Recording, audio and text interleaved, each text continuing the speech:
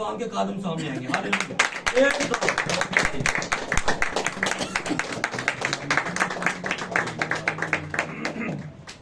बहुत शुक्रिया प्यारे भाई साबर, खुदा आपको बरकत बख्शे।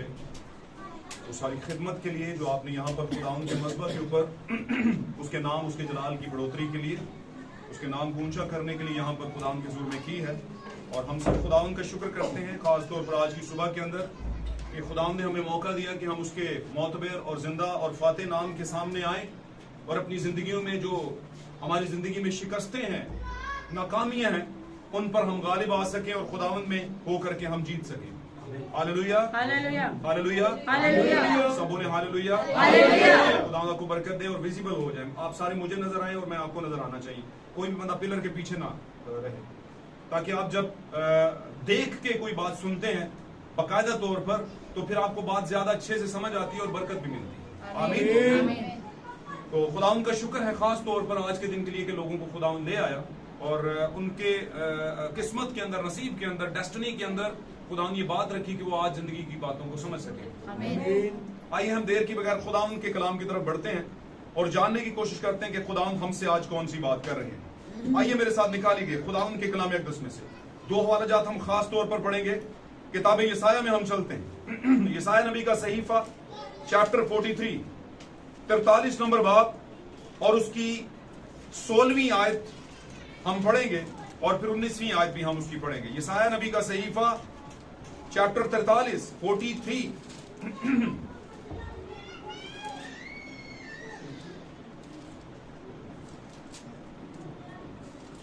43 नंबर बाब और उसकी 16वीं आयत। मैं समझता हूं 16वीं से लेकर 19वीं तक इसे पढ़ दें, पूरा कॉन्टेक्स्ट पढ़ दें। Praise God, hallelujah. जी, जिसने समुंदर में राह और सैलाब में गुजरगाह बनाई, जिसने समुंदर में राह और सैलाब में गुजरगाह बनाई, जो जंगी रथों और घोड़ों और लश्कर और बहादुरों को निकाल लाता है, हाँ जी, वो सब के सब लेट गए। हाँ जी, वो सब के सब लेट वो गए। फिर ना उठेंगे। हाँ जी, वो बुझ गए हैं। हाँ जी, हाँ, वो बत्ती की तरह बुझ गए। हाँ जी, वो बत्ती की तरह बुझ गए। यानी खुदावंद यूं फरमाता है, हाँ जी, कि पिछली बातों को याद ना करो और खुदावंद यूं फरमाता है कि पिछली बातों को याद ना करो और कदीम बातों पर सोचते ना रहो। हाँ जी, देखो मैं एक नया काम करूंगा। देखो मैं एक नया काम करूंगा। अब वो ज़हूर में आएगा। अब वो ज़हूर में आएगा। क्या तुम उससे नावाकिफ रहोगे? क्या तुम उससे नावाकिफ रहोगे? हाँ, मैं बियाबान में एक राह और सहरा में नदियां जारी करूंगा। हाँ, मैं बियाबान में एक राह और सहरा में नदियां जारी करूंगा। जंगली जानवर गीदड़ और शुतुरमुर्ग मेरी ताजीम करेंगे। आमीन। जी, पढ़िए पढ़िए, पूरी आयत पढ़िए। क्योंकि जंगली जानवर गीदड़ और शुतुरमुर्ग मेरी ताजीम करेंगे। हाँ जी, क्योंकि मैं बियाबान में पानी और सहरा में नदियां जारी करूंगा। हाँ जी, ताकि मेरे लोगों के लिए, यानी मेरे बरगजीदों के पीने के लिए हो, पीने के लिए हो। आमीन। एक और हवाला निकालिएगा खुदा के कलाम अक़दस में से, किताब इमसाल में हम जाएंगे। इमसाल की किताब, सुलेमान की किताब, यानी इमसाल की किताब, उसको हम निकालेंगे जल्दी से।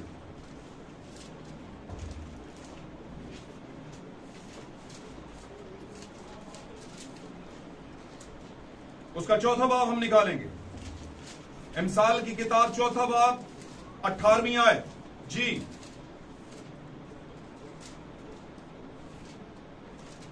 पढ़िएगा इसे।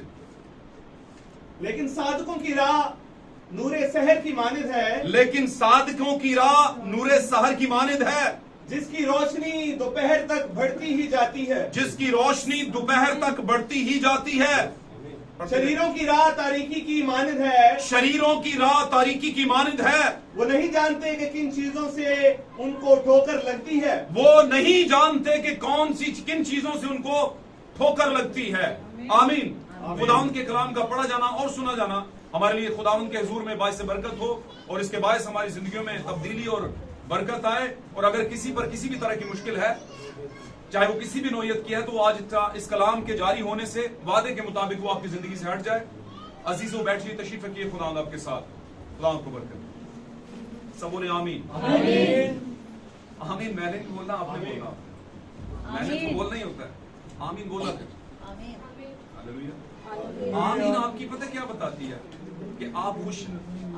अगर आप आमीन नहीं करते तो मतलब आप पूरे तौर से खुश नहीं, या आप खुश तो हैं लेकिन आपका कहीं और भी मन लगा हुआ है।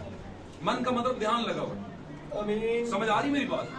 तो मैं आपसे दरख्वास्त करूंगा, हम्बली दरख्वास्त करूंगा कि आप खुदावंद के हुजूर में मन लगाएं और इर्द गिर्द की सारी चीजों पर मन ना लगाएं।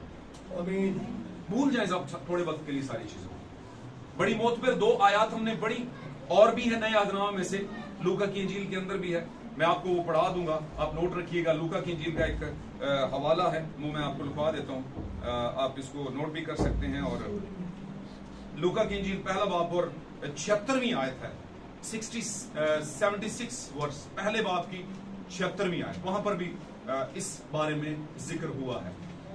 जैसे कि मैं अक्सर पूछा करता हूं आपके सामने कि जो हमने 2 कॉन्टेक्स्ट पढ़े हैं, यहाँ पर 2 पैराग्राफ पढ़े हैं बाइबल मुकद्दस में से, इल्हाम में से, खुदा के कलाम में से जो 2 पैराग्राफ पढ़े, इनमें दोनों में एक चीज बड़ी कॉमन थी, रोशनी नहीं, रा। दोनों में एक चीज बड़ी कॉमन थी, वो क्या थी? रा के मुतालिक आपने बहुत दफा सुना होगा, बहुत दफा सुना होगा। और जैसे मैं अक्सर कहा करता हूं कि खुदा का कलाम कभी बासी नहीं होता। क्यों नहीं होता? ये बासी क्यों नहीं होता? क्योंकि यीशु मसीह का जो बदन है वो भी पाक कलाम में लिखा है कि वो ताजा गूंदा हुआ क्या है? आटा है। यीशु मसीह का बदन क्या है? पौलुस रसूल फरमाता है कि यीशु मसीह का बदन ताजा गूंदा हुआ बेखमीरा आटा है, जिसको खमीर नहीं लगा हुआ। अब इसको मैं थोड़ा बता दूं कि ये बासी क्यों नहीं होता ये कलाम, क्योंकि ये कलाम प्रिंट हालत में यीशु मसीह है आपके पास, प्रिंट हालत आपके घरों में पड़ा हुआ है। आपने कभी उसे खोला नहीं, उसकी बाचत अपने बंदे ਨੂੰ खोलो, बंदे दी गल लवो हैं, बंदे दे कोल जाओ, बवो गल की गल लई दिए हैं। किन्नी अकलां ने सानू है नहीं कि नहीं? वैसे अकलां है ना। आमीन। किसी होर ਨੂੰ भेजो, गल लैके आई उथों, बंदा खुलिया कि नहीं? समझ आ रही होगी? तो इसको भी यीशु मसीह भी पड़ा हुआ है हमारे घरों में। मुजस्सम कलाम जो था आज प्रिंट हालत में सदियों से हमारे घरों में पड़ा है, खोला ही नहीं होगा। और अगर खोला तो खुदा आपको बरकत। और वैसे वो कहने से नहीं हो रही, बरकत आपको मिल जाती है जब आप कलाम को खोलते। मैं आपको हर तरफ से इत्मीनान में लाना चाहता हूं मेरे अजीजों, बहनों, भाइयों, प्यारे बच्चों, बुजुर्गों, नौजवानों, जितने भी आप यहां पर हैं, इस इत्मीनान में आ जाएं कि आपका हर वो अमल जो आप खुदावंद के लिए करते हैं रायगा नहीं जाता। उसके पीछे आपके लिए बरकत, ब्लेसिंग्स पक्का, डेफिनेट आपके लिए मिल जाता। हालेलुया। तो क्या है ये बासी क्यों नहीं होता? क्योंकि ये खुदावंद यीशु मसीह बजाते खुद है, दस से द लॉर्ड है। खुदावंद यूं फरमाता है ये चीज, और वो कभी भी बासी नहीं होता, वो कभी बासी नहीं। और जो लोग खुदावंद पर बिलीव करते हैं, उससे प्यार करते हैं, उससे कभी उकताते नहीं। अगर आप जिस शख्स को बहुत ज्यादा चाहते हैं, जिस चीज को बहुत ज्यादा चाहते हैं, डेली उठ के उस पर कपड़ा मारते हैं।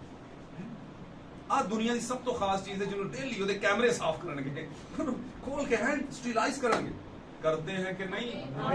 वजह पिछले 20 साल से लिया हुआ है ना, रखा हुआ है घर में, रखा हुआ है कि नहीं? ਇਹਦੇ ਤੋਂ ਨਹੀਂ ਅੱਕਦੇ ਅਸੀਂ, ना थकने हैं ना ही पकने हैं, पकने है ना।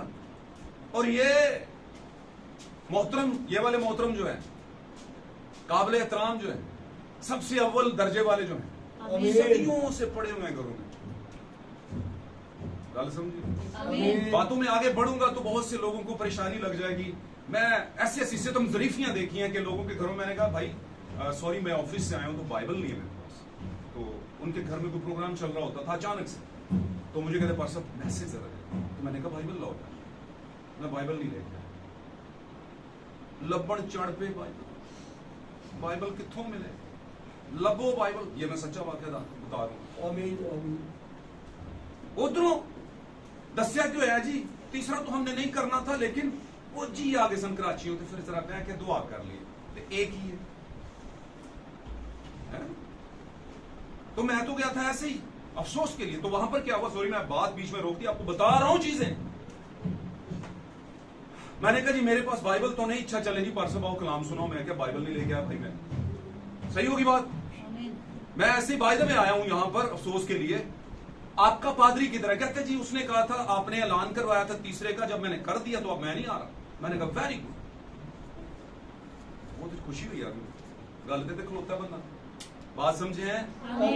उन्होंने कहा भाई जी फिर भी आप मेहरबानी करें, अब आ गए कह रहे हैं कलाम, अब कलाम सुनाने का ताल्लुक है तो फिर तो हम ना नहीं कर सकते। तो मैंने कहा लाओ बाइबल, पूरा घर छान मारे, मैं खलो रहा, बाइबल नहीं मिल रही। मजबा से बात कर रहा हूं भाई, आमीन। झूठ नहीं बोल रहा मैं, ये झूठ बोलने की फन करने की जगह नहीं है ये। समझ आंटी गल दी? ये हम होते हैं बनाम ईसाई। बनाम क्या होते हैं हम? ईसाई। और ईसाइयों के घर में बाइबल ही नहीं।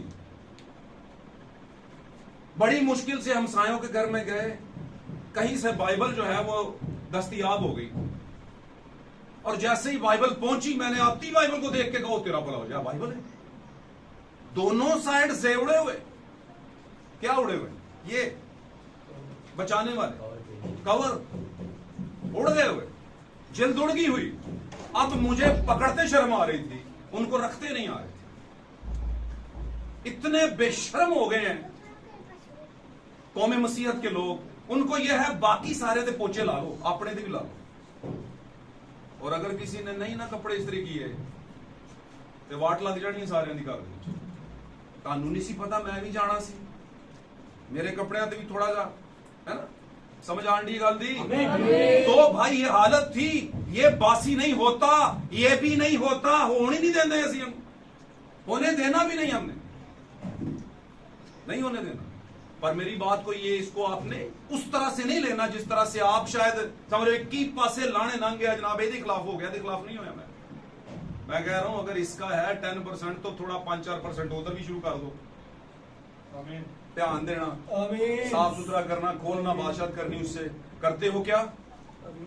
नहीं करते तो बदनसीब हो। आप नसीब वाले थे कि आपके घर में चीज पड़ी और आपको पता ही नहीं कि घर में की कहते हैं सन साढ़े बुजुर्ग, पुछड़ बचा दे पिंड। आज सबसे बड़ी बदनसीबी यही है कि हम घरों में कलाम की इज्जत नहीं करते। ये बासी नहीं होता, वजह क्योंकि ये यीशु है, ये मुजस्सम कलाम है, ये खुदावंद यूं फरमाता है। इसमें जो लिखा गया, दुनिया इसको पढ़ करके आज बरकतों से माला माल हुई है। हमारे इर्द गिर्द लोगों ने अपनी जिंदगी ट्रांसफॉर्म कर ली है। आमीन। हमें इसकी कदर नहीं, ये बासी नहीं होता, ये आज भी वैसे ही है। इसको तोड़ लो, फाड़ लो, काट लो, वैसे का वैसा ही है, खराब होने वाला नहीं है ये। वजह यह है कि ये सोने के मर्तबान का है, ये गोल्डन जार के अंदर है, इसमें कीड़ा पड़ता ही नहीं। जैसे यीशु का बदन जमीन के अंदर गया, उसे कीड़ा नहीं लगा, नहीं सड़ा, नहीं गला, यीशु मसीह का बदन। और अगर आप कहते हैं कि आप उसकी दुल्हन है, तो आप फिर यीशु मसीह का क्या हुए? बदन हुए। उसका बदन सड़ा हुआ नहीं है, उसके बदन में सड़ाहट नहीं है। मेरे अजीज बहन भाइयों प्यारे बच्चों, समझो ये बातें आपके लिए, मेरे लिए। ये बातें हमारी क्या है? हम गैरतमंद होते हैं, यही गैरत है, यही है, इससे बड़ी कोई गैरत नहीं। अगर आज हमने इसे नथी कर लिया अपनी जिंदगी में, नथी समझते हो? समझते हो नथी? नहीं समझते हो? मैट्रिक के एग्जाम किसने दिए? किन्ने किन्ने देते ने? बहुत ने देते। मिडल वालों को भी बीच में शामिल कर। जब बोर्ड के इम्तिहान होते थे तो एक मिलती थी शीट 4 सफ़ों की, मिलती थी कि नहीं? नाल लोगे तो बरकत मिलेगी। और जब हमें बहुता आता था ना, ज्यादा पढ़ा लिखा है लाइक होते थे हम, तो हम जाते थे निगरान के पास, वो जो देख रहा होता था टीचर, उससे कहते थे सर एक शीट और दे, कहने सा ना, उसको डोरी के साथ नत्थी कर लेते थे बीच में, उसे कहते हैं नत्थी करना। एक और परत लगा देना, बांध लेना, कंपाइल कर लेना। बात समझे हैं? टाइम आपका थोड़ा सा लगेगा, लेकिन गल्ला समझ लो। बुनियादी गल्ला ने डीपीसी है, डीपीसी समझ लो, ये डीपीसी अगर ये बन गई, कोई आपको हिला नहीं सकेगा। आज दुनिया लगी है इजराइल के पीछे, कोई उसे हरा नहीं सकता। प्रॉब्लम है कोई लोगों के साथ, आमीन, उसके साथ कोई प्रॉब्लम नहीं। आमीन, समझे बात, इसे कीड़ा नहीं लगता, ये बासी नहीं होता। इसलिए जब ये कोई बात करता है, ये कलाम कोई बात करता है, चाहे वो राह पे बात करे, आमीन, चाहे वो हमारी जिंदगी के किसी भी गंदे अमल पर बात करे, ये खराब कलाम नहीं, ये आपको सही कर देगा। आपकी खराबी वाले जख्म को, नासूर को, गंद को काटेगा वो बीच में से, आपको पाक करेगा। आमीन, पॉसिबिलिटी में है, मुमकिनात में है, मुमकिन है कि आपको उसके अलहदा होने से थोड़ी तकलीफ सहनी पड़े, हो सकती, क्योंकि साल साल से वो जख्म नासूर बन, वो आदत नासूर बन के हमारी जिंदगी में जोंक की तरह चिपकी हुई है और जाने का नाम तक नहीं लेती, और हम उसे अपने तौर पर जंग करके निकालने की कोशिश कर रहे हैं, कभी नहीं निकलेगी, निकल ही नहीं सकती। आमीन, नबी बयान करता नविश्तों में, ये जंग हमारी नहीं बल्कि खुदावंद, तो जंग खुदावंद की तो देंगे आप कि खुदावंद ये वाला प्रॉब्लम है मुझ में, मुझसे हो नहीं रहा, ये आप हल कीजिए, तो वो स्पेशल केस समझकर उतर आएंगे। वो कहेंगे ये केस स्पेशल है, ये आम केस नहीं। किसी ने बुलाया, मेरी बेटी ने, बेटे ने बुलाया, मुझे उतरना पड़ेगा। फरिश्ते बोलेंगे मुझे जाने दो, वो बोलेगा नहीं नहीं, दूसरा बोलेगा जब्राइल मुझे जाने दो, बोलेगा नहीं नहीं नहीं भाई नहीं, ये बड़ी देर से वेट कर रहा था मैं, ये मैं खुद जाऊंगा, और फिर वो खुद आता है आपके पास। हालेलुया। और फिर अपनी कलीसिया च चलदा फिरदा मौज से देखो वंडदा फिरदा नामे खुदा मसीह नूं जेड़ा पुकारे अपने लहू दे नाल रंग दा, वो फिर आता है आपके पास। यहां पर आज का जो हमारा टॉपिक है, बड़ा ही प्यारा टॉपिक है, खुदा की मुहैया करदा शहरा। खुदा की मुहैया करदा शहरा। आमीन। राह पर बहुत कुछ लिखा गया पाक कलाम के अंदर, जो आपने पढ़ा, आपकी नजरों से गुजरा होगा, लेकिन एक अलग तरीके से खुदावन आज इस जमाने के अंदर 7वें कलीसियाई फरिश्ते के थ्रू समझाने की कोशिश कर रहे हैं। आमीन। नबूवत की रूह से हम इसे समझेंगे। आमीन। राह तो राह है, उस पर चलना है, पर जाना किधर है? जिधर भी राह ले जाए, नहीं, ऐसा नहीं है। चलने से पहले हमें राह का मंजिल का तायुन करना बड़ा जरूरी है। सॉरी, चलने से पहले, राह पर चलने से पहले हमें मंजिल का तायुन करना बड़ा जरूरी है। हमें पता होना चाहिए कि हम जाना किधर है हमने। आमीन। आमीन।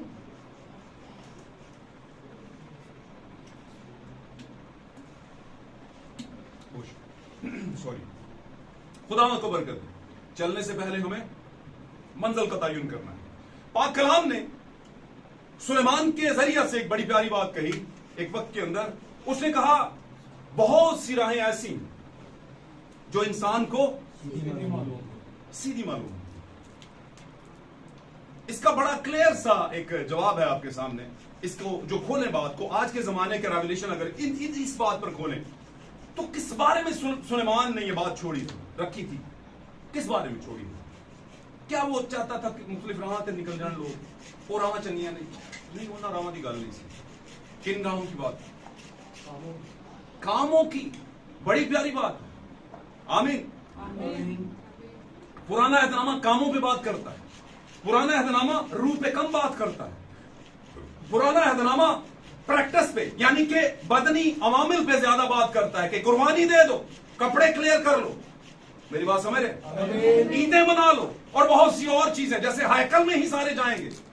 आमीन। और फिर फलों की ईद, और इसी तरह बेखमीरी रोटी की ईद, और बर्रों की, और बहुत सी और ईदें, नरसिंगे भूखने, और बहुत सी और भी अवामिल हुक्म बदन पर वो करते थे पूरे। लेकिन हमारे दौर में क्या सिर्फ गुनाहों से बचाने के लिए, या मैं अगर इसे इस तरह से कहूं, इस पॉइंट को पकड़िएगा, या मैं अगर इसको इस तरह से कहूं कि आज के दौर में आपका जो गुनाह है, आपका जो अमल है, वो कलाम की अदूली है।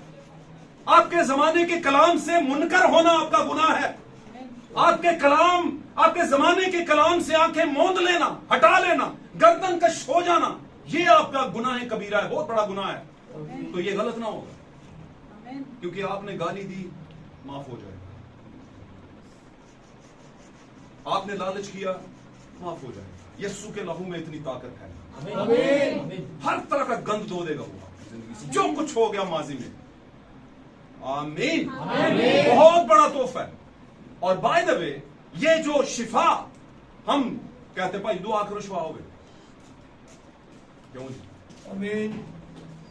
भाई आपकी शिफा 2024 साल पहले उसकी कीमत हो गई, और रसूल ने फरमाया कि उसके मार खाने से हमने शिफा के पाएंगे, पाई है जनाब। जब आप ये कबूल कर लेंगे कि हमने शिफा पाई है तो शिफा हो जाएगी। होएगी नहीं, हो चुकी आपकी शिफा। क्या ये कबूल करते हैं आप? आपने कभी ये कबूल ही नहीं किया होगा, आपने बस ऐसे यादगारी के तौर पर पढ़ दिया होगा। ये साहिल ने बताया उसके मार खाने से हमने बड़ी प्यारी आयत लग दी, और प्यारी प्यारी आयत से पढ़ने तो मजे लगे पढ़ने। ईमान लाना है, उन पर यकीन कर लेना है कि उसके मार खाने से हमने शिफा पाई। Great, God bless you, hallelujah. साथ रहेंगे तो बरकत मिलेगी। तो आप जब भी खुदा के हुजूर में जाएंगे, यीशु ने भी कहा जो कुछ तुम खुदा से मेरे नाम से मांगोगे, बाप से ईमान रखो कि वो तुमको मिल गया। ईमान रखो कि मिल गया। काफी मुश्किल है ईमान रखना, मुश्किल काम है। आमीन। किन लोगों के लिए?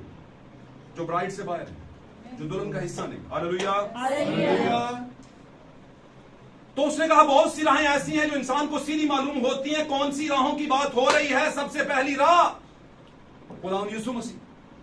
उसने कहा राह और हक और जिंदगी मेरे वसीले के बगैर कोई बाप के पास नहीं आता।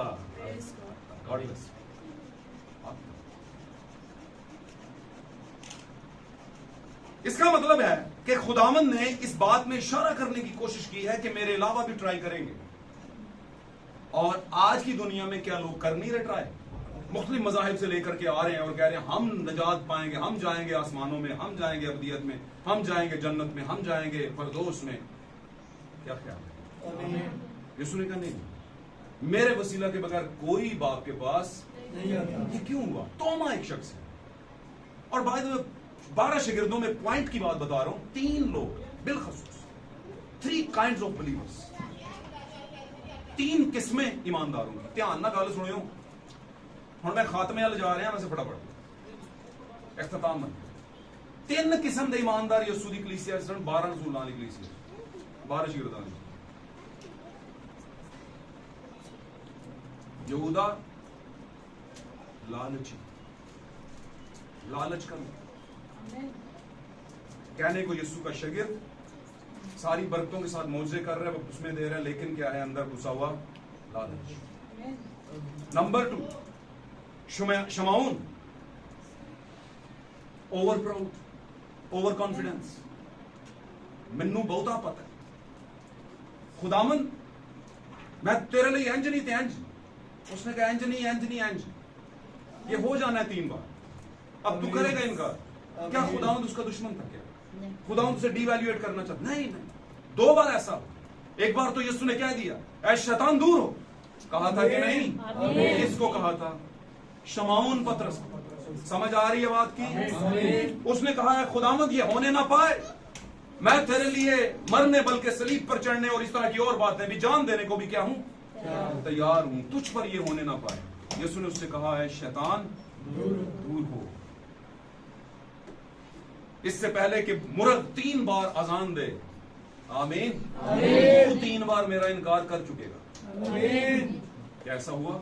इसका क्या मतलब है? इसका मतलब यह है कि over confidence, over proud, limit से आगे नहीं जाना, क्योंकि शागिर्द अपने उस्ताद से बड़ा आगे। नंबर 3 कौन हो सकता? तोमा। यूहन्ना की इंजील के 14वें बाब में इसने गुफ्तगू से आगाज किया। यीशु ने कहा तुम खुदा पर ईमान रखते हो, मुझ पर भी ईमान रखो। मेरे बाप के घर में बहुत से मकान हैं, ना होते तो मैं तुमसे कह देता, बस मैं जाता हूं ताकि तुम्हारे लिए जगह तैयार करूं। तोमा ने बढ़कर के कहा ऐ खुदावंद, हम नहीं जानते कि तू कहां को जाता है, फिर राह कैसे जाने? आमीन। यीशु मसीह ने कहा राह, हक और जिंदगी मैं हूं। राह कैसे जाने? मैं बताता हूं कैसे जाने। राह, हक और जिंदगी मैं। कोई मेरे वसीला के बगैर बाप के पास नहीं आता। Hallelujah, hallelujah, hallelujah. हालेलुया। इसका मतलब है खुदा की मुहैया करदा शहरा, खुदा की दी हुई शहरा खुदा ने हर जमाना में, जमाना कदीम से लेकर खुदा ने एक शहरा दी। और शहरा एक बड़ी राह है। शाह का मतलब है बड़ा, रॉयल, सबसे बड़ा। और अगर वो राह है, रास्ता है, वे है, आमीन, तो इसका मतलब है बहुत जबरदस्त रास्ता है जो रॉयल्टी को जाता है, जो बादशाहत को जाता है। Hallelujah, hallelujah. अब ये राह क्या है? क्या ये एक रास्ता है जिस पर यीशु डाल रहा है? नो। ये राह जो है हुक्मों की दस्तावेज है, ये जिस पर अहकामात हैं। इनका आगाज कहां से हुआ? पैदाइश से। जब खुदा ने सब कुछ बना लिया, असेंबल कर लिया, दरख्तों को दरख्तों की जगह पे, पानी को पानी की जगह पे, खुश्की को खुश्की की जगह पे कर दिया, और फिर बीच में इंसानों को रख दिया। रखा क्या नहीं? चांद, सूरज, सितारे सब कुछ हो गया, तो बीच में इंसानों को रख दिया। इंसानों में मतलब आदम और हवा को रख दिया, और उसके बाद उनको एक राह दी। उनको क्या दी? एक राह दी। वो कौन सी राह? कौन सी, क्या थी वो राह? मैंने बताया कि राह जो है वो हुक्म है।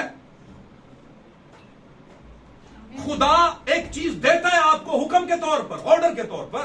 वो क्या है? आपके लिए खुदा की राह। और मैं अगर इसे कहूं, जो चीज खुदा देता है वो राह नहीं होती, शाहरा होती। शाहरा, बड़ा रास्ता, बेहतरीन रास्ता। हालेलुया। तो खुदा ने उनको कौन सी राह दी? आदम से क्या कहा? हवा से क्या कहा? क्या कहा? है? यार सही तरह बोलिया करो। हुण देखिए कितने साल हो गए, इन्ने सालों ਦੇ ਵਿੱਚ ਤੇ ਕੱਚੀ ਦਾ ਬੱਚਾ भी समझ। चलो बोलो सही, पूरी आयत बोलिया करो। बोलो बोलो। इस दरख्त का फल ना खाना। उसने कहा, हाँ हाँ बोलिए बोलिए बोलिए। तुम बाग के सब दरख्तों का फल तो खाना, बेरोक तो खा सकते हो जी, खा सकते हो जी, लेकिन ये बाग के दरमियान वाले दरख्त का फल ना खाना। बाग के दरमियान में नेकी और बदी की पहचान के दरख्त में से कभी। ये क्या थी? खुदा की दी हुई शाहरात। क्या वो इस पे चले?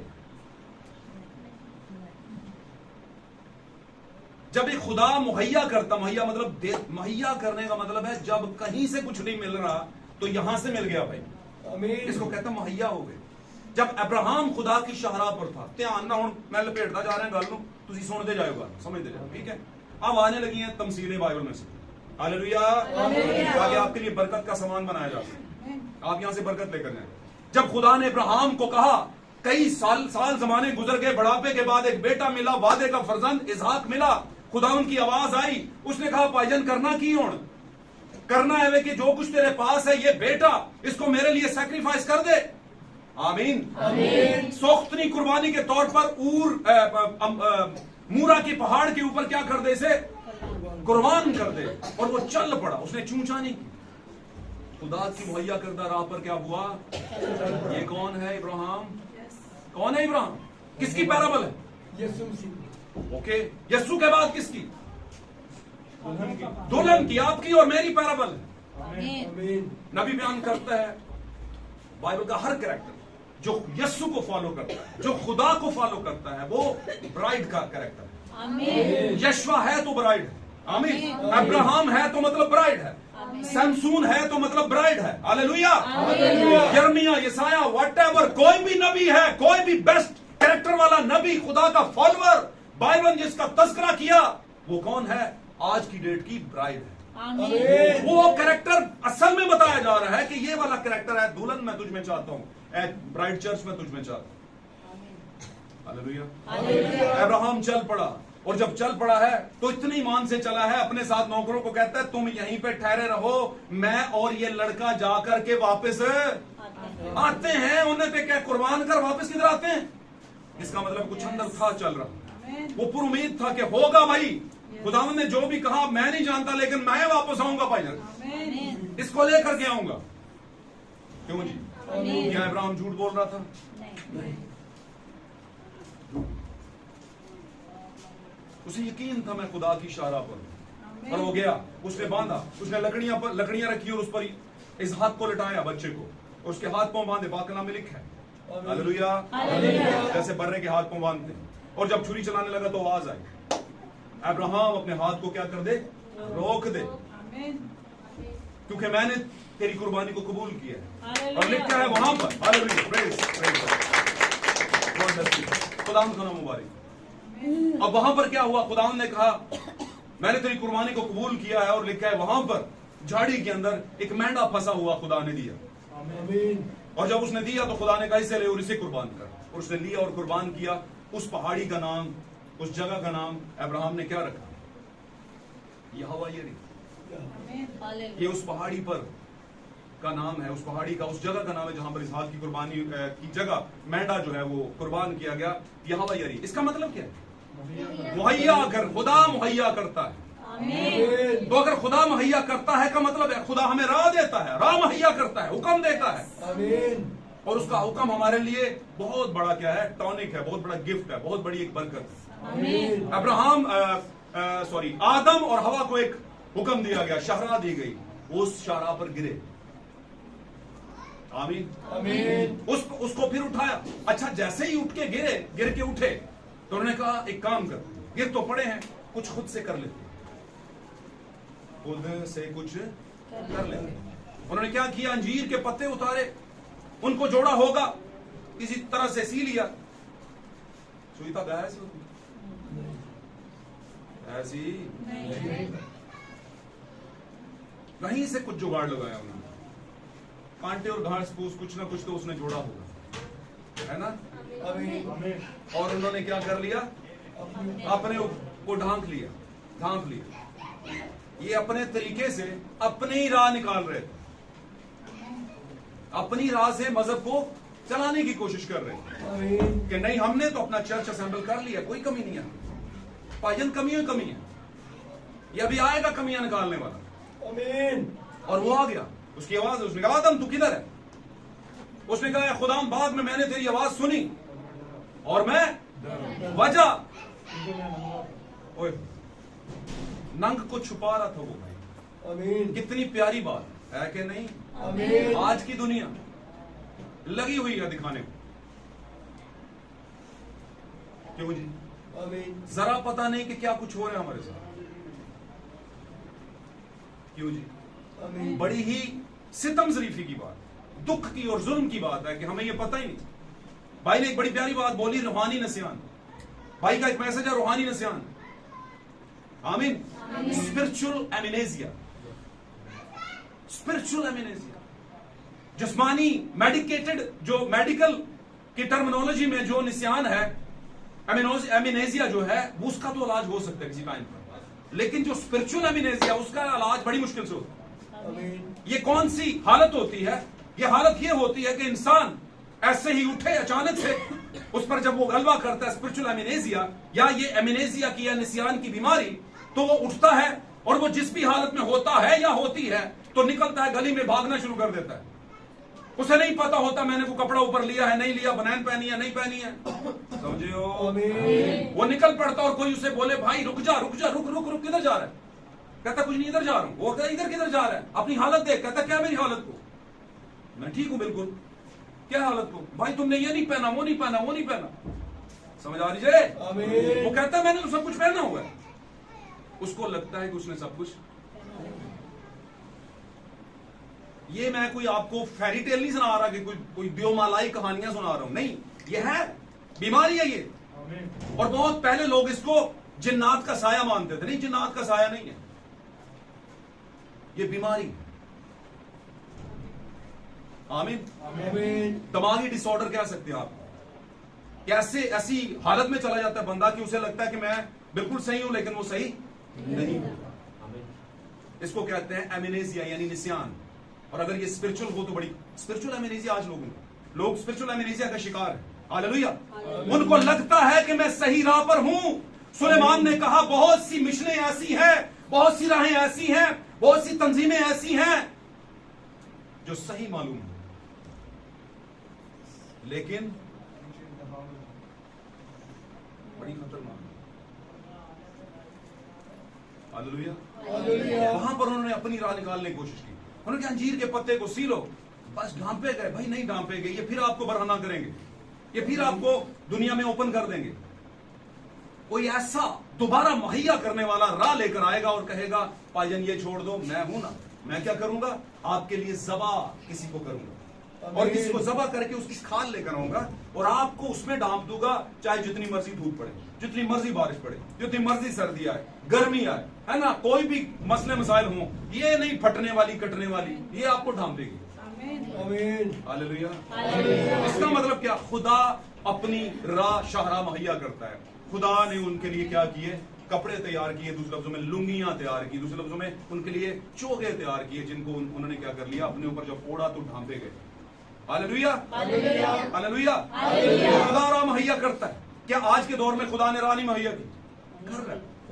क्या आदम और हवा की तरह हम उस राह को फॉलो कर रहे हैं, या हम कह रहे हैं केड़ा खुदा बिंदा पे, या ये समझ रहे हो कि इससे गुफ्तगू कर लेते हैं थोड़ी सी, इस बात को मान लेते हैं और हमारी अकल सुन्न हो जाए। आपको पता है हवा की अकल को सुन्न किया गया।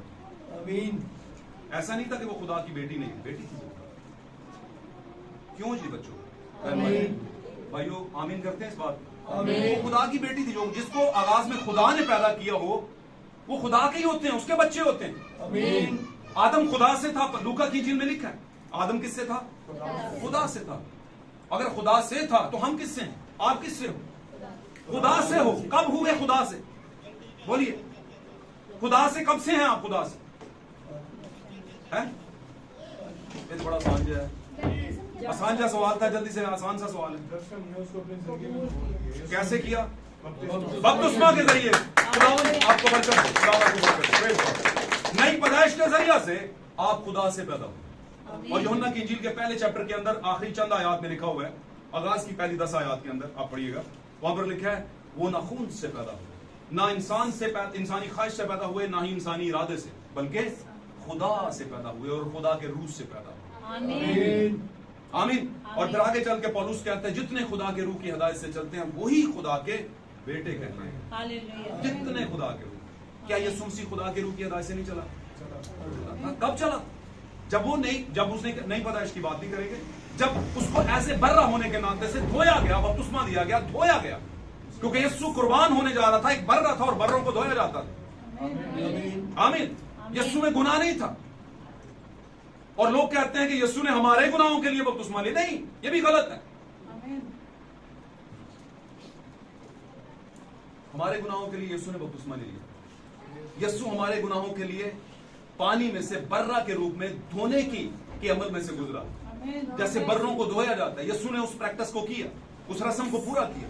क्योंकि बनी इस्राइल क्या करते थे, बर्रा को ज़बह करने से पहले, आमीन, बेऐब यकसला नर बर्रा, सही बर्रा, आमीन, साफ सुथरा शफाफ बर्रा, उसे लाते थे और उसे पानी में से फिर भी धोते थे और फिर कुर्बानगाह पर लेकर जाते थे। यीशु धुला हमारे लिए, यीशु पानी में से गुजरा हमारे लिए। आमीन। रास्तबाजी को पूरा करने के लिए वो पानी में से गुजरा। जब पुराने अहद में बर्रों को धोया जाता था तो क्या पूरी की जाती थी? रास्तबाजी। क्योंकि लहू जो था उनके गुनाहों को ढांपता था, और ढांपने के लिए किसी बर्रा का कुर्बान होना जरूरी था, और कुर्बान होने के लिए किसी बर्रा का धोया जाना जरूरी। आमीन। आमीन। बात समझ आ रही? तो यीशु मसीह उस अमल में से गुजरे, वो हमारे गुनाहों के लिए नहीं धोए गए। यीशु मसीह ने अपने मुतालिक लिखी गई सारी शरीयत को पूरा किया। जो कुछ पुराने अहदनामे में एक प्रैक्टिस के तौर पर दिया जाता था, यीशु मसीह ने उसे अपने बदन पर पूरा किया। आज हम सारी ईदें यीशु मसीह के बदन में मनाते हैं। सारी ईदें पुराने अहदनामे, सारी कहानत हम यीशु मसीह के बदन में मनाते हैं। आमीन। खुदा को हम यीशु मसीह के बदन में मानते हैं, बेखमीरी रोटी को यीशु मसीह के बदन में, पहले फलों को यीशु मसीह के बदन में, नरसिंगर को यीशु मसीह के बदन में, कहानत को यीशु मसीह के बदन में। बात समझ आ रही है? सब कुछ तो यीशु में है। आमीन। तो यीशु मसीह से हम पैदा हुए, और जब यीशु से पैदा हुए तो कब हुए? जब हमने पानी में खुदा यीशु मसीह के नाम से गुनाहों से नजात, छुटकारे के लिए, रहाई के लिए बपतिस्मा लिया, ताकि हमारी नजात हो सके। तो उसका नाम यीशु रखा। क्योंकि वही अपने लोगों को उनके गुनाहों से, और बपतिस्मा किस वजह से होता है? गुनाहों को दूर करने के लिए, हालेलुया, नई जिंदगी में जी उठने के लिए, पुरानी जिंदगी में मर जाने के लिए, और फिर नए तौर पर यीशु मसीह की शबीह पर, मुशाबत पर जी उठने के लिए। मतलब बपतिस्मा नजात के लिए, मतलब नजात यीशु मसीह के नाम की वजह से। और अगर यीशु का नाम ही नहीं लिया गया तो नजात कैसी? आपका तो बपतिस्मा ही नहीं, आपका बपतिस्मा हुआ ही नहीं। आपने कहा नहीं, हमने 3 में लिया, हमने ट्रिनिटी में लिया है, हमने तसलीस में लिया है। भाई कहां की तसलीस, कहां की ट्रिनिटी, कहां का आप नजात ढूंढते? नजात तो नाम यीशु के पीछे है। आमीन आमीन। आमीन। बहुत कुछ है जो उस पर कहा जा सकता है, लेकिन हम टॉपिक से हट जाएंगे। लेकिन ये बातें बेदार करने के लिए बड़ी जरूरी है। अगर आप पैदा हुए हैं कहीं पर तो सही जगह पे पैदा हुए हैं। अगर आप सही हैं तो गंद में मत जाइएगा, बुराई में मत अपने ऊपर उसको पोतिएगा, अपने ऊपर लेपिएगा।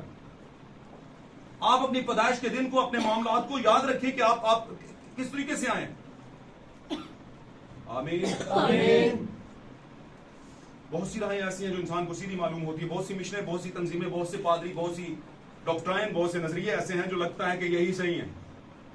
इनको तो साइंस भी साबित कर रही है। तो भाई एक फैसला कर लें आज के बाद, कलीसिया, चर्च, मसीह की कलीसिया आज फैसला कर लें। फैसला क्या करना है? साइंस के साथ चलना है, मतलब लॉजिक के साथ चलना है, या ईमान के साथ चलना है, यीशु के कलाम के साथ, मुबाशवात के साथ चलना है। क्योंकि पाक कलाम एक जगह पर जाकर के फेज 3 के अंदर लॉजिक को छोड़ देता है, साइंस को छोड़ देता है। वो साइंस से नहीं चलता। आगाज में वो साबित करता है सारी चीज।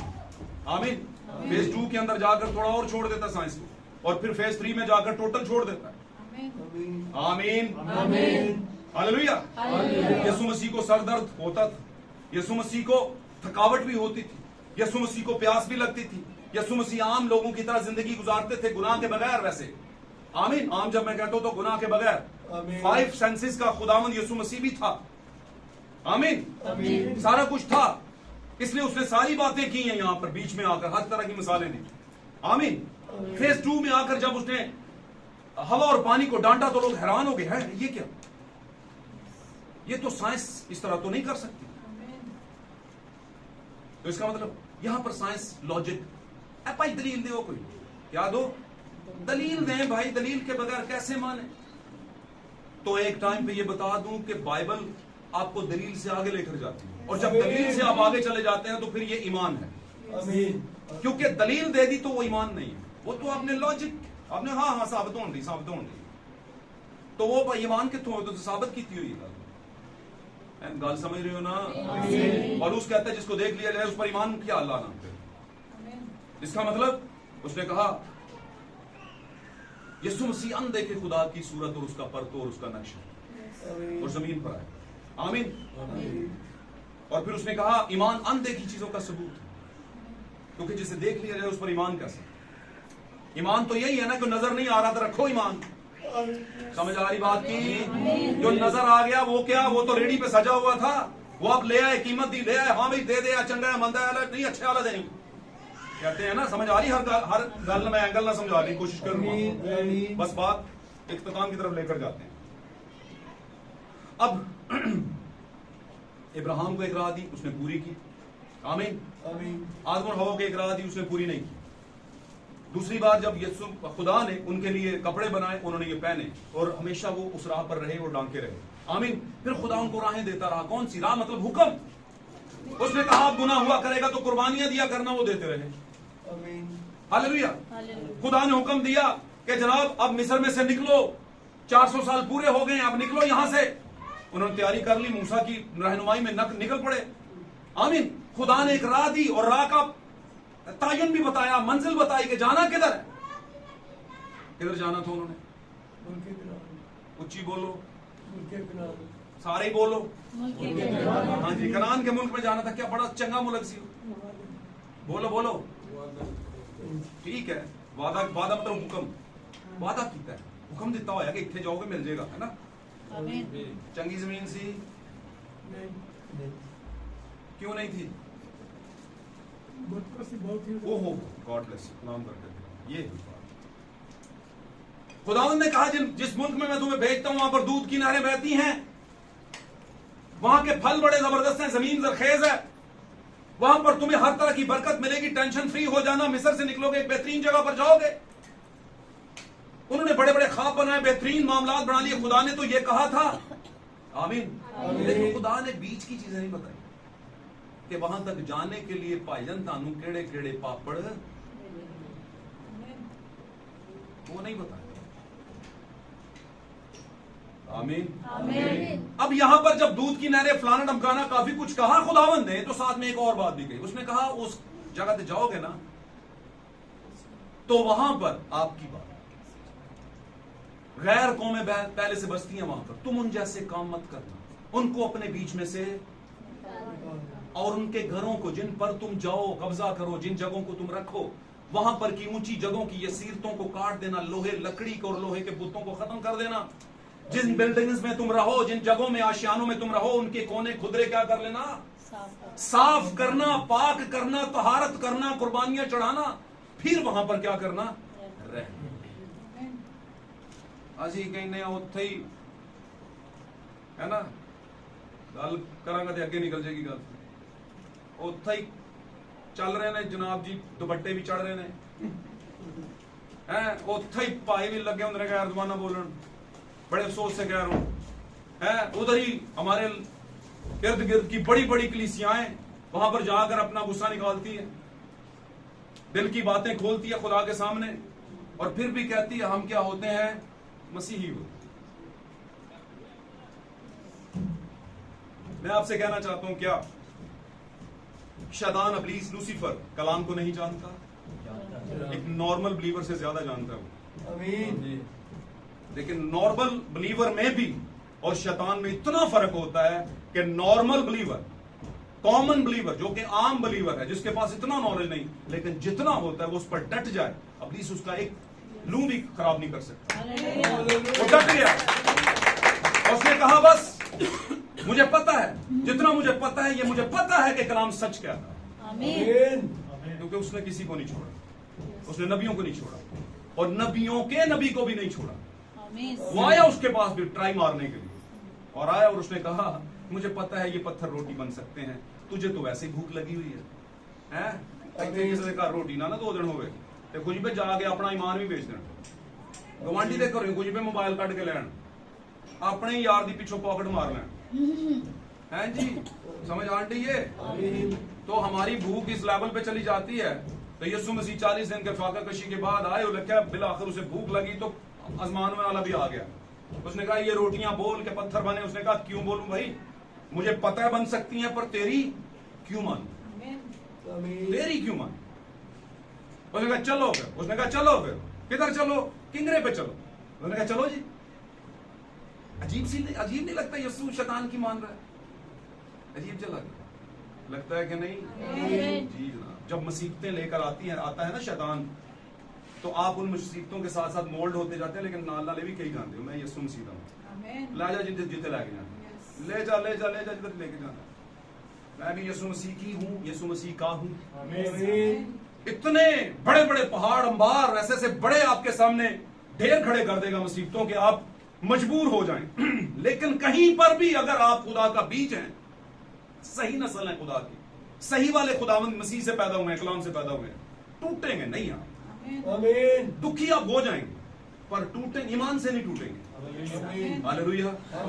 यही खुदावंद चाहता। इतना कुछ हो गया, टूटा, यीशु भी नहीं टूटा। उसने कहा चढ़ा दो किंगरे पे, उसने कहा चढ़ गया, अब क्या करूं, पहला काम कर, दुनिया देख। उसने कहा देख ली। उसने कहा दुनिया की बादशाहत देख, ऐशो इशरत देख। बादशाहत का मतलब समझ लो इख्तियार, दुनिया की हर चीज, शान शौकत देख ले। उसने कहा देख लिया भाई, ये सारी मैं क्या कर दूंगा। मैं कहना यीशु मसीह दिल सोचते होंगे यार मेरी चीज मैनू ही दे रहा, मेरी चीज मैनू ही दे रहा, ये है ही मेरी है, मैं तो सिर्फ तेरे को लैनी है, पर लेने के लिए क्या है, थोड़े से बीच में टाइम पड़ा है, स्लीप पर लूंगा। क्योंकि मैं जब अपना खुद कॉल करता हूं कि कीमत दे के लूंगा, तो कीमत अब मैं दे के लूंगा, और कीमत देने आया हूं, कीमत दे। जैसे ही मैंने कीमत दे दी और मेरे सांस बराबर हुए, मैंने कहूंगा तमाम हुआ, तो जमीन हिल जाएगी, आसमान अंधेरे से भर जाएगा, और हैकल का पर्दा 2 हिस्से होगा, जमीन और आसमान में तब्दीलियां रूनुमा फौरन से पहले शुरू हो जाएंगी। क्योंकि कीमत तो दे दी गई है। जब दे दी है तो फिर अब हालात अपना बताने लगे, अब आजादी आ गई। आमीन। आमीन। जब तक कीमत पूरी नहीं हुई, यीशु ने पूरी बाइबल में कहीं नहीं कहा आसमान और जमीन का कोई इख्तियार मुझे दिया, कहीं नहीं कहा। आमीन। लेकिन जब जान दे दी, आसमान पर खुदा ने जमीन को हिला के रख दिया। आमीन आमीन। हालेलुया। हालेलुया। जब जमीन को हिला के रख दिया तो लिखा है कि कई कब्रें खुल गई और बहुत से मुर्दे शहर में लोगों को चलते फिरते दिखाई दिए। आमीन। इतना ये देखो आजादी, जैसे कीमत दे दी गई हूं तू क्यों डकिया पाई? क्यों जी? आमीन। तू क्यों था की मतलब कौन तू? किसने उनको बंद किया हुआ? बोलिए बोलते जाए जल्दी। शैतान ने। उसने कहा कीमत ही नहीं होई, ताड़ियां भी लगे हो तुसी, बैठे रहो, किसी ने नहीं आना ताड़ी कीमत देने, मैं लगा ਉਹਦੇ ਪਿੱਛੇ ਉਹਨੂੰ ਉੱਥੇ ही मारांगा। क्यों जी? आमीन। उसने बड़े मारे। रसूल बयान करता है, लेकिन इस बार केस फर्क था। इस बार जो मरा था, अबलीस ने कहा ये मर गया, बस दैट्स इट। बड़ी टाइम से मारता आ रहा था, हाबल के दौर से शुरू किया था मैंने। मुझे लगता था ये हाबल ही औरत की नस्ल है। मैंने कायन में घुस के उसे मारा। समझ आ रही जी? आमीन। पर वो भी नहीं था, फिर कौन था? क्यों जी? फिर मैं इस्माइल में घुस गया। मैंने कहा इसहाक है औरत की नस्ल, इसको पकड़ो, और इसहाक को तंग करना शुरू कर दिया। कमाल है, मारो। वक्त बढ़ता गया, मैं यहूदा में घुस गया। मुझे लगा अब यही है पॉइंट की चीज। मैं फकी फरीसियों में घुस गया, मैं हेरोदीसियों में घुस गया, रोमन्स में घुस गया। बड़ा कहता रहा बादशाह भाई ਇਹਦੇ ਚ ਮੈਨੂੰ कोई कसूर नहीं लभदा, ये बिल्कुल ट्रांसपेरेंट है। उसने कहा, मैं उनमें घुस के मैंने कहा कि भाई तू हर ईद पर एक बंदा छोड़ता है कि नहीं छोड़ता? हमारे लिए बराबर को छोड़ दे, और इससे क्या करूं फिर? इसके लिए तो कोई प्रॉब्लम नहीं, इसको भी छोड़ दूं? नहीं नहीं नहीं नहीं नहीं नहीं नहीं, ये सब कुछ इसी के लिए तो हो रहा है। गुस्सा कौन था बीच में? अबलीस। आमीन। इसे क्या कर दे? चढ़ा दे सके। गैर कौमों और बनी इस्राइल दोनों ने मिलकर यीशु को सलीब पे चढ़ाया, और बीच में कौन घुसा हुआ? तो शैतान। और शैतान समझ रहा था ये जंग मेरी है, मैं कर रहा हूं, जबकि ऊपर वाला कह रहा था भाईजान तू नहीं कर रहा, तुझसे मैं करवा रहा हूं। आमीन। तुझे लग रहा है कि तू खत्म कर रहा है, जबकि तू बहुत से मरे हुओं को जिंदा करवाएगा। हालेलुया। इस बंदे की, ये जो बंदा मैंने दुनिया में भेजा है, जिस जैसा ना कभी आगाज में कोई था आदम से शुरू करके, और ना कभी आखिर तक होगा, हालेलुया। ये वो बंदा, ये वो शख्स आया है। खुदा का नक्श उसका परतो होकर आया है, खुदा के मुहैया करदा शाहरा के तौर पर आया है बनी इंसान के लिए। ये अब अपनी जान दे के ही छोड़ेगा। आमीन। तो बाहर की स्टोरी लग रही थी कि वो जुल्म कर रहे हैं, लेकिन अंदर की स्टोरी में खुदा चाह रहा था कि ये सलीब तक आए और बनी इस्राइल के लिए, ईमानदारों के लिए रहाई का बायस हो। जब यीशु ने जान दी तो फौरन से पहले क्या हुआ? कब्रें तिड़क गई, जमीन खुल गई, अंधेरा छा गया, पर्दा फट गया इसका हैकल का। आमीन। आमीन। और मुर्दे चलते फिरते शहर में नजर आए। और यीशु मसीह ने जब जान दी और जैसे ही उसको दफनाया, और दफनाने के बाद पत्थर आगे गया, यीशु पर्दा के पीछे गया, आमीन। बिहाइंड द कर्टन गया, पर्दा के पीछे। दुनिया को कोई पता नहीं, लगता यही था कि यीशु वहां पर पड़ा हुआ है। और इसी वजह से ईमानदार बहनें उठी, सुबह सुबह मसाले तैयार किए, खुशबुएं तैयार की, यीशु वाले चलनियां हैं जी, यीशु वहीं पे होगा। क्यों जी? क्या यीशु वहीं पे था? यीशु तो जैसे ही पत्थर आगे किया था, यीशु जिंदा था, और यीशु जमीन के नीचे था, और नीचे जाकर के आलम अरवा में मुनादी कर रहा था जनाब। हालेलुया। और मुनादी कौन सी थी? चलो ये भी समझिए। मैं कहता हूं जहां पर मुनादी होती है वहां पर फिर तौबा भी होती है। आमीन। उन दिए के नहीं। आमीन। और अगर वो नीचे के इलाका में मुनादी कर रहा था तो क्या नीचे तौबा का टाइम है फिर मरने के बाद? तो ये कौन सी मुनादी थी भाई? फिर अपने लोगों को साथ लेके जाने की मुनादी क्या थी? कुछ तो बोल रहा था, कुछ तो प्रीच कर रहा था ना भाई। चलो इसको समझ लेते। बच्चे अकेले हुए। चलो आखिरी बात करके इसे आगे निकाल। सामरी औरत को कौन कौन जानता? हाथ खड़ा करो जल्दी जल्दी। जब यीशु से मिला, यीशु ने कहा अगर तू मुझसे मांगती तो मैं तुझे जिंदगी का पानी देता हूं। देता है ना। अब बादशाह हुई तो बाद में लिखा उसने वहीं पे अपना घड़ा फेंका और भाग गई गांव में और जाकर कहने लगी, आओ मैं तुम्हें एक ऐसे शख्स से मिलवाऊं जिसने मेरे दिल की बातें मुझे। तो क्या ये प्रीचिंग कर रही थी, कोई पास्टरा बन गई थी? ये क्या कह रही थी, क्या दे रही थी उनको? गवाही दे रही थी। टेस्टिमोनियल प्रीचिंग, टेस्टिमोनियल मनाती, गवाही की बनाती। जब कोई यहां पे खड़ा होके कहता है, भाई जी मैं गवाही देना चाहता हूं, मेरे साथ खुदावंद ने ये किया, ये किया, आमीन आमीन। तो क्या वो लोगों को सिखा रहा होता है? नो, लोगों के लिए बरकत का बायस बन रहा होता है, आमीन। लोगों के लिए बेदारी का बायस बन रहा होता है। आमीन। आमीन। Testimonial preaching. और यीशु मसीह सलीब के ऊपर जान देने के बाद कब्र में जाने के बाद फौरन ही हमारा ईमान है कि जैसे ही वो पर्दा के पीछे गया, जैसे पर्दा मतलब पत्थर के पीछे, और पत्थर आगे हो गया, दुनिया के लिए वो कब्र में है, लेकिन वो कब्र में है ही नहीं। आमीन। आमीन। वो गया जमीन के नीचे के इलाके में, उसने कहा जान तो दे दी मैंने, यहां पर पढ़ पढ़ के क्या करना है? आमीन। आमीन। यहाँ नीचे और जाकर पहुंचा जनाब, ठक ठक ठक ठक ठक ठक, है ना। चौधरी साहब लाते लाते आके सीधे बैठे हैं, पायन में काम उत्ते क्लियर कर रहे हैं, खोलो बड़ी खोलो। और जैसे एक चेले ने बड़ी खोली, टक करके खुलती है ना, खुलती है कि नहीं? टीवी ड्रामों में, टीवी ड्रामा। जैसे उसने खोली, साथ ही ठक ठक हो, उसने कहा कौन केड़ा आ गया? तो कहते हैं यार कौन आ गया तंग करने के लिए, चलो पहुंचो, देखो यार देखो, छोटे देख। अब छोटे ने देखा, छोटा मतलब समझ लो, छोटे शैतान ने देखा, जब खोला तो आगे देखा तो यीशु खड़ा। उसने कहा पीछे हट, कौन है यार? पीछे हटा, देखा, उसने बोला तेरा भला हो जाए, इन्होंने तुम उत्ते टांग के आए, इसको तो मैं ऊपर टांग के आया हूं, हैंग करके आया हूं, मार के आया हूं। मैंने कहा सब मलियामेट हो गया, सब सही हो गया, और ये इधर खड़ा है।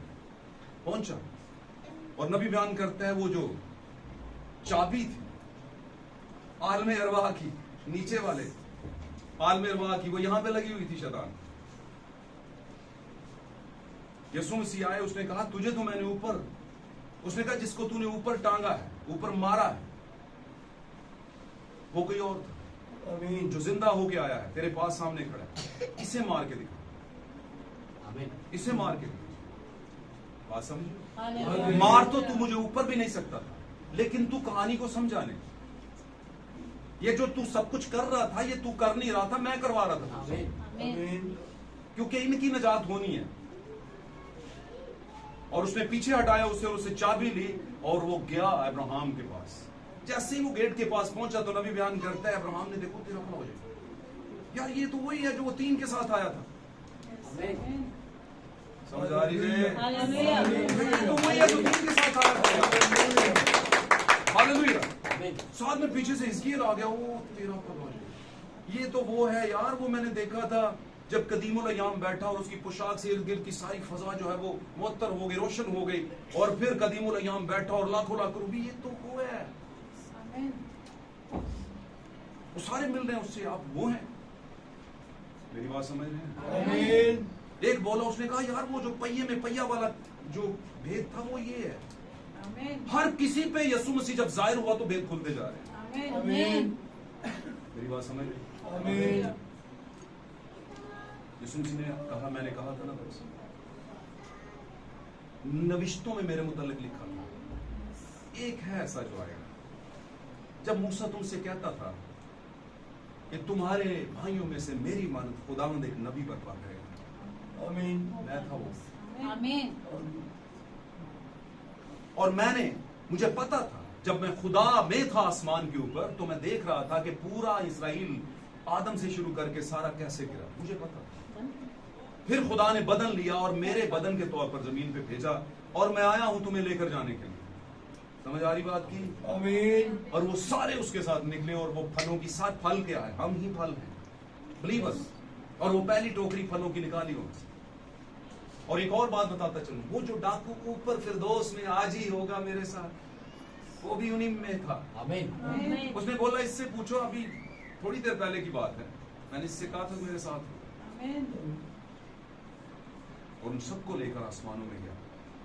आमीन। आमीन। अगर खुदा पहली आमद में खुदा की सच्ची और दी गई शाहराह जो मुहैया करदा शाहराह पर चल करके अपने साथ उसी शाहराह पर चलने वालों को लेकर के गया, क्या यीशु मसीह अपनी दूसरी आमद में जब आएगा तो फलों की दूसरी टोकरी जब लेकर आएगा, और वो ब्राइड चर्च है, दुल्हन है। हालेलुया। हालेलुया। आप हैं, मैं हो सकता हूँ, आप हो सकते हैं, आमीन। आप हो सकते हैं। जब इनको लेकर के जाएगा तो क्या हमें यीशु समझ ना आए? फिर उनको तो समझ आ रहा होगा वहां, इसीलिए तो साथ ले गया। पाक कलाम में लिखा है जब इसहाक आ रहा था और यहां से उसकी बीवी जा रही थी रिबका। आमीन। आमीन। जब जा रही थी तो वो ऊंट से उतर गई। ऊंट से क्या है? उतर गई और एलिजा से कहा कि वो सामने कौन आ रहा है? उसने कहा ये तेरा दूल्हा है, आमीन। इसहाक है। बात मेरी समझ रहे हैं? आमीन। और क्यों उसने पूछा कि वो कौन आ रहा है? क्यों? क्योंकि वजह ये थी कि अली अजहर ने कुछ उसके मुतालिक बताया होगा, तो ये उसकी पहचान है, ये उसकी पहचान है, जरूर बताया होगा रास्ते में। आमीन। मेरी बात समझ? इसी तरह जब यीशु मसीह आएगा तो उसकी पहचान हमें है, हमें होनी चाहिए कि यीशु मसीह किस मुकाशवा में जाहिर होगा। अगर पहले जमाने के ईमानदारों ने उसे पहचाना तो इस जमाने के ईमानदार भी उसे पहचानते हैं। फकत जरूरत किस चीज की है? खुदा की मुहैया करदा शाहराह पर चलना। आमीन। बहुत कुछ इसमें बाइबल मुकद्दस में पढ़ा हुआ है शाहराह के ऊपर, लेकिन इसका मुख्तसरन मैं ये बताने की कोशिश करता हूँ कि आपके जमाने का जो हुक्म है आपको दिया गया वो आपके लिए खुदा की मुहैया करदा क्या है? शाहराह। आमीन। हालेलुया। खुदा अपने कलाम के पढ़े और सुने जाने के मुताबिक हमें बरकत दे और हमारी खताएं माफ करे। और अजीजों, आए हम अपनी आंखें बंद करते हैं और अपनी आंखें बंद करके खुदा की दुआ में जाते हैं, कलाम की शुक्रगुजारी। आए हम सब अपनी आंखें बंद करें खुदा के नाम। प्रेज गॉड, तारीफ हो यीशु मसीह के नाम।